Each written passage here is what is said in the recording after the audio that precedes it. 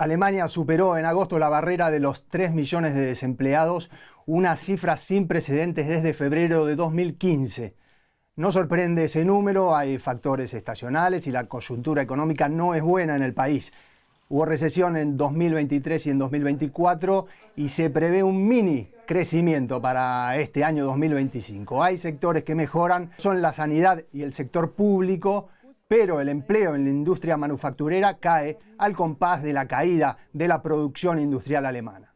Y Andrea Nahles, jefa de la Agencia de Trabajo de Alemania, dice que a pesar de las cifras se ven indicios de una pronta estabilización, pero el sector empresario y muchos economistas dicen que lo que el país necesita es un verdadero otoño de reforma. Sea como sea, el gobierno de Friedrich Merz necesita buenas noticias y, además, ese fue el mandato de las elecciones del mes de febrero, necesita crecimiento. Bienvenidos a Actualidad en Análisis y analizamos hoy con el doctor Miguel Otero, investigador principal del Real Instituto Elcano y experto en economía internacional que conoce además muchísimo la economía de Alemania. Por eso le agradecemos muchísimo estar una vez más con nosotros. Miguel, el desempleo sigue siendo bajo en el contexto europeo, pero claro, preocupa la tendencia. ¿Qué tan preocupante en general es esta cifra que se conoció hoy? Bueno, a ver, es una cifra que también tiene que ver con la estacionalidad, ¿no? Estamos ya a finales del verano alemán. Pero bueno, también es una cifra simbólicamente preocupante porque, bueno, nos lleva a los años también de Hartz, ¿no? Y bueno, pues principios del siglo, donde también hubo que hacer reformas drásticas, etcétera, porque los 3 millones es como, ¿no? Una cifra ahí que trae pues recuerdos negativos de un tiempo pues difícil para Alemania. Así que, bueno, sobre todo el contexto, ¿no? El contexto preocupa, el contexto de los aranceles de Trump, la situación de China y la sobrecapacidad china y en general, ¿no? Las expectativas que pueden tener los agentes económicos en Alemania que no son las mejores. Claro, vamos a ir más adelante al contexto mundial. Yo hablaba del contexto europeo en cuestión de desempleo, pero si vemos el contexto europeo en materia de crecimiento económico y en ese aspecto el desempeño alemán no es para nada bueno, perdón. Mi pregunta, Miguel, es ¿por qué no arranca la economía alemana? Bueno, porque la economía alemana realmente depende de la economía internacional, ¿no? Volvemos a ese punto, ¿no? Estamos en un momento donde la era de la globalización, prácticamente que se inició la caída del muro de Berlín, está llegando a un punto de inflexión importante y después hay factores, si queremos empezar por los factores domésticos, que hacen también que la economía alemana pues no crezca, ¿no? Uno, obviamente, como acabo de decir, es la dependencia del exterior y que la industria es un componente muy importante de la economía alemana. Y después están temas como la falta de infraestructuras buenas, porque no se ha invertido en ellas, está el tema de la burocracia. Alemania es un país altamente burocrático ahora mismo, está la falta de mano de obra cualificada, que también es un factor importante, está, bueno, pues la falta también de digitalización y de integrar procesos más ágiles en la economía. Así que, bueno, aparte de lo que decía yo, ¿no? Del sentimiento general, las expectativas, el factor psicológico, que ahora mismo tampoco ayuda. Y aquí todos hablan de reformas, vos lo mencionabas recién, la burocracia, impuestos, prestaciones sociales, regulaciones ambientales, etcétera.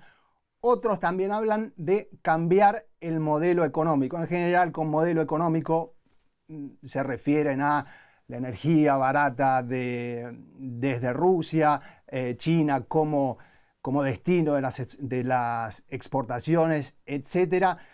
Hay un libro muy reciente de Wolfgang Münchau, Caput, un bestseller, no solo aquí en Alemania.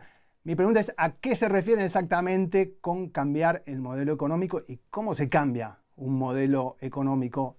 Y pongo aquí mi agregado en democracia. Ah, sí, no. Cambiar los modelos económicos, creo que hay muchos ejemplos, ¿no? bueno, yo estoy en España y aquí también se habla constantemente de que hay que cambiar el modelo económico, ¿no? Y eso no es fácil hacerlo, ¿no?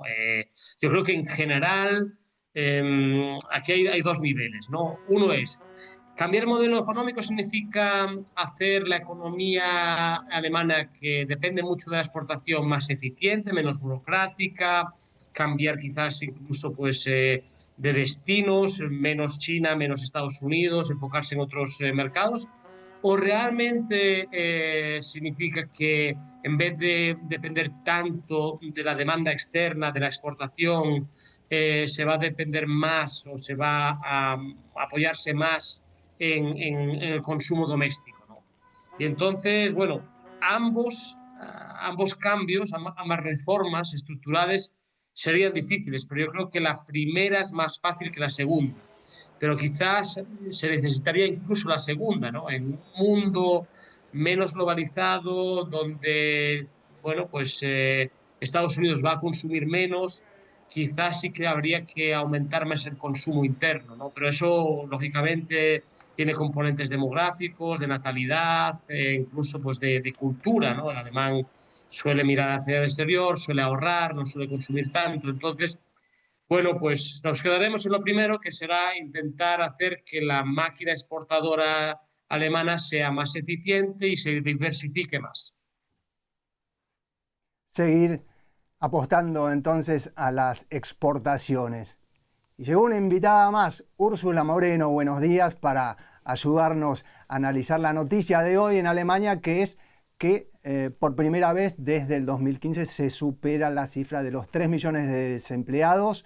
Úrsula, muchas gracias por estar una vez más. Es una mala noticia, pero es una nueva mala noticia en un contexto que ya es malo en Alemania, ya lo describimos al comienzo del programa y lo describió también Miguel. ¿Cómo le va al gobierno en este contexto en lo que respecta a la valoración de los alemanes? Bueno, Andrés, antes que nada, un gusto compartir espacio con Miguel aquí en este formato y contigo. Bien lo dices, el nivel de aprobación del gobierno alemán, pues que apenas lleva 4 meses en el cargo, no ha dejado de bajar, y tengo aquí un sondeo reciente del Instituto INSA para el Bild de principios de agosto, donde solo el 27% de la población está satisfecha con el desempeño de la coalición liderada por Merz y el 30% aprueba el trabajo del canciller. Comparativamente, en junio los índices eran algo más favorables, con una aprobación general del gobierno de un 37%, aunque ya mostraba señales de desgaste. Es decir, que recordemos cómo empezó este gobierno. Merz no fue elegido en el Parlamento al primer intento. También el líder de los socialdemócratas, Lars Klingbeil, en el Congreso de su partido apenas tuvo un 65% de aprobación, es decir, 2 líderes débiles, una coalición que podríamos llamar frágil, que se ha orientado, sobre todo Merz, más hacia el exterior, ¿no? Ha hecho política exterior sobre todo, y ahí tengo otro barómetro para compartir con vosotros, porque solo el 13% de los alemanes creen que Merz influye sobre Trump y su política de Ucrania, solamente un 13%, y solamente el 47% cree que Alemania tiene una postura de liderazgo ahora mismo en Europa, que digamos que es lo que Merz más ha perseguido durante estos últimos meses, ¿no? Ese triángulo de Weimar con Polonia, con Francia, estar presente en todos esos encuentros en Kiev, en Washington, la visita a Washington.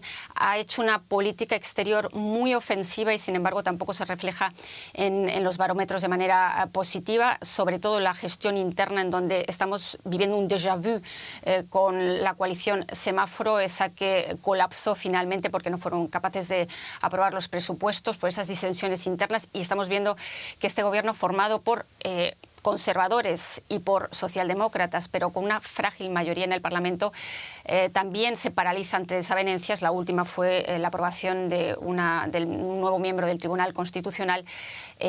Tuvieron los socialdemócratas que retirar a su candidata en el último instante, y eso ha generado un fuerte malestar que ahora están intentando los jefes de la fracción parlamentaria, tanto de conservadores como de socialdemócratas, en una reunión que tienen ahora mismo en el sur de Alemania, en Würzburgo.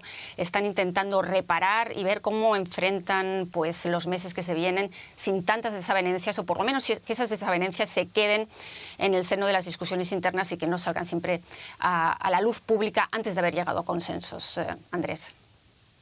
Y Úrsula, y teniendo en cuenta lo que nos decís, un contexto no muy alentador, lo peor podría estar incluso por venir, porque se viene un otoño complicado para esa coalición. Hablábamos de reformas, hablábamos de cambio de modelo, justamente de eso se trata la segunda parte del año de este gobierno hacia 2026. ¿Cuáles son los temas en la agenda que podrían ser aún más conflictivos políticamente y, por supuesto, económicamente también? Sí, Andrés, los expertos califican el otoño de las reformas, otros dicen que va a ser el otoño de las comisiones, porque ya hay muchas comisiones con distintos nombres que pretenden discutir y llevar adelante esas reformas. El mismo canciller ha dicho que no está satisfecho con lo que ha logrado hasta ahora y lanza realmente pullas hacia los socialdemócratas cuando dice que este estado de bienestar no es sostenible tal cual y que va a haber importantes recortes, pero al mismo tiempo es consciente de que los socialdemócratas, su bandera es la justicia social y no van a renunciar a determinados temas que ya están incluso en el contrato de coalición, en el acuerdo de coalición, y dice que no se les puede exigir demasiado a los socialdemócratas, así que está en esa lucha interna. Reformas, pues por ejemplo, la Comisión del Estado Social que va a dirigir Bea Belbas, la ministra de Trabajo, tiene adelante pues que revisar los subsidios en materia social, por ejemplo en vivienda, las prestaciones sociales, el llamado Bürgergeld en este país, es decir, exigencias mayores para incentivar a personas que igual no trabajan pero podrían trabajar, cómo reformar todo ese sistema social en Alemania. Las jubilaciones es un importante tema en este país, el cuidado de la tercera edad, la reforma sanitaria que ya emprendió el anterior gobierno y que es un melón muy difícil de cortar. Todas esas reformas están por delante en este otoño y es de esperar que vengan acompañadas de muchas discusiones internas en política, pero también obviamente la opinión pública, que muestra bastante impaciencia porque, lo dicho, tienen la impresión de que esto es un poco la continuación de lo que han visto con el gobierno semáforo, el gobierno del tripartito anterior, formado por socialdemócratas, conservadores y también los verdes, que finalmente fracasó. Nuestra corresponsal política, Úrsula Moreno, y ahora volvemos con Miguel, nos hablaba de la conflictividad interna política y que se puede trasladar también con sus repercusiones a toda la sociedad. Miguel nos mencionaba los años de las reformas de Gerhard Schröder. Pero vamos ahora, para finalizar con Miguel, al frente externo. Decimos que algunos institutos, en cuanto a la actividad económica y en cuanto al empleo, ven una luz al final del túnel, en parte por las reformas que hubo en Alemania al freno al endeudamiento, pero también, como decía Miguel, está Trump con sus aranceles, está China. ¿Cómo ves el neto, esa suma de factores, por lo menos en el mediano plazo para Alemania? Bueno, quizás en el mediano plazo algo mejor. Yo creo que ahora mismo va a haber unos meses difíciles porque, bueno, los aranceles de Trump, lógicamente, van a tener efectos negativos. Estamos hablando de una economía americana que es muy importante para la industria exportadora alemana, y con un arancel del 15% eso se va a notar. Aparte de que, bueno, tiene efectos de segunda ronda porque en Estados Unidos también vemos que la situación está difícil. La economía americana, bueno, pues por múltiples razones no está boyante. Y entonces yo creo que eso está difícil. Yo creo que después, a nivel interno, el paquete de financiación o de inversión de infraestructuras, incluso pues también de gasto en defensa, etcétera, pues que eso tarda, ¿no?, en verse en los números, etcétera. Sí que va a tener un impacto positivo en la economía alemana, pero yo creo que en general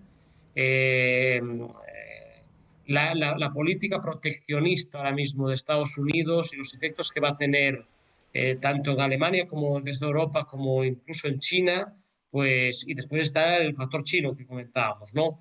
Que China frente a esta situación, pues va a apostar más por Europa, va a intentar colocar muchos de sus productos manufactureros y industriales en Europa, y eso lógicamente impacta porque es donde Alemania es fuerte, ¿no? Entonces, yo creo que incluso en el 2025 podemos estar en un año donde la economía alemana no va a crecer mucho, incluso va a estar otra vez en recesión.